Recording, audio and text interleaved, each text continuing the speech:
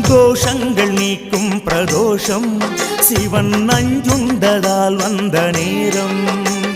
நாம் செய்த தீவினைகள் யாவும் அந்த பிறை சூடன் அருளாலே தீரும்.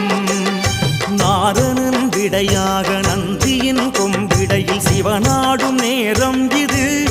சிவன் வரும் சுகமான நேரம் இது.